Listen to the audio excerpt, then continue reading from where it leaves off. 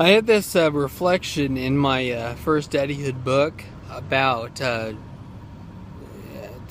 kind of a humorous reflection, about Super Mario Brothers and how I used to download Super Mario Brothers and watch them with my daughter, and how fun it is just to take time just to spend them with her. I mean, I would download and I'd play through, and she would watch me play through, and she was a little kid, yay, yay, you know, stuff like that, and I'd say things in crazy Luigi type voices, and it was fun. It was fun. And she's grown up, of course, and now at 15, she watches a lot of video game playthroughs, not just side-scrolling Mario style games, which is what I excelled at, or what I at least play. And now, if we play a game, she would beat me, because she's not really a video game nerd, but is close to nerdy video. I don't think it's a nerd. I think it's geek. Geek would be a better word. Video game geek. She's kind of a video game geek, but no, not like a geek. I mean, it's not a stereotype. She doesn't fit the stereotypical role of geek, which I think that's what's kind of cool. I mean, because she's a cool geek.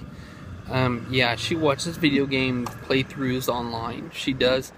We don't have a game console at home, but she plays computer games a lot and watches the playthrough for Xbox, PS3, whatever's online.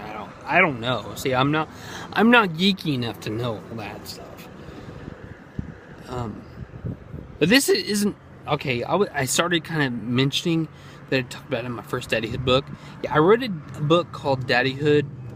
It's doing parenting, or parenting young daughters, or I don't remember what my subtitle was, because it's the book itself is like 5 years old. Things have changed a lot because Sarah's 15, my middle girl Becca's 13, and Belle's 11.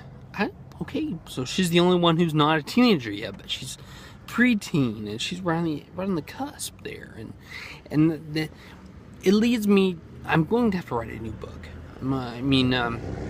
I've been. Whenever I first got the idea to write a Daddyhood book, I actually already thought up the titles for the other books, and I thought every few years I'll come out with a new book. And I was planning the next book to be called Twinity. You know, Daddyhood in the between years, and it would cover, when they're between, 10, 11, 12, and then when they're in teenagers. And then the next book I wanted to write something about daddy and daughters who are grown-ups or becoming grown-ups, because in a few years, whenever they're Isabel will be like 16 or 17, and Sarah's in college, and that kind of thing. And then I wanted to write Grumpyhood, be a book about being a grandpa, because that would just be the natural transgression for me, transition, because I like to do, everyone has a story. Everyone has a story, and my story includes how parenthood is a big deal to me. Being a daddy is a big deal to me, and I've got a lot of semi-humorous things that I say, and when I compile it, when I write them, it's not so much this stuttery, annoying rambles that I do on video. It would be long. It'd be like a book. I actually put together a book. And you read it and you die laughing, but you can reread it. That kind of good stuff. And I haven't gotten around to putting together my second book. My first book, the Daddyhood that I mentioned, it is on Amazon.com, and you can download the Kindle book and order the hard copy. So the hard copy will be mailed to you. Whenever I write a second book, Twinity, it's not going to be required at the other book, but I think if you read the first book about being a parent with younger daughters, it's good background. Good background.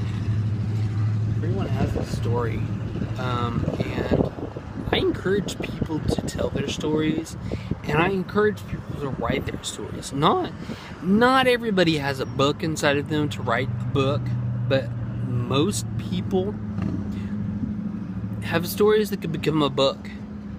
And I want to help people produce the book, because it's important that our books get read, our stories get out there, and some people could make $1 million. I mean, it could be a blockbuster hit.